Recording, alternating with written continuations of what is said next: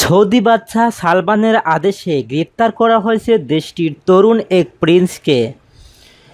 Saudi Prince Saud বিন আব্দুল আজিজ বিন মুসায়েদ বিন সৌদ বিন আব্দুল আজিজ সাধারণ মানুষকে নির্যাতন করেছে এমন ভিডিও চিত্র অনলাইনে ছড়িয়ে পড়ার পর তাকে গ্রেপ্তার করার নির্দেশ দেন সৌদি বাদশাহ।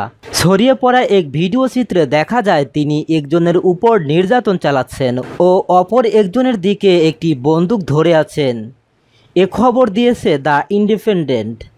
খবরে বলা হয় বুধবার ওই প্রিন্সকে গ্রেপ্তার ও জিজ্ঞাসাবাদের নির্দেশ দেন বাদশাহ সালমান। তবে ইউটিউব, টুইটার ও অন্যান্য যোগাযোগ মাধ্যমে তার নির্যাতন করার ভিডিও চিত্রগুলো ছড়িয়ে পড়ে আগের দিনই। ছড়িয়ে পড়া এক ভিডিও চিত্রে দেখা হয়েছে 7,60,000-এরও বেশি বার।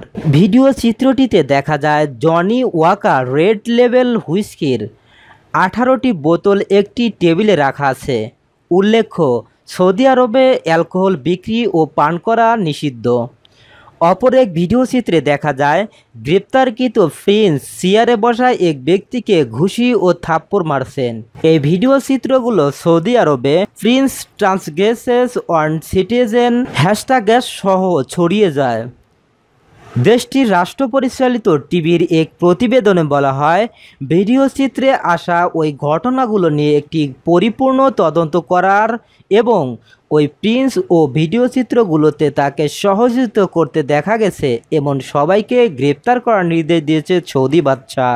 তিনি নির্দেশ দিয়েছেন যে ওই ঘটনায় জড়িত কোনো ব্যক্তি যেন ইসলামিক শরিয়া আইন মোতাবেক আদালতের রায় প্রকাশের আগে মুক্তি না পায়। ধন্যবাদ এতক্ষণ আমাদের সাথে থাকার জন্য। নিত্য নতুন আপডেট খবর পেতে আমাদের চ্যানেলটি সাবস্ক্রাইব করুন।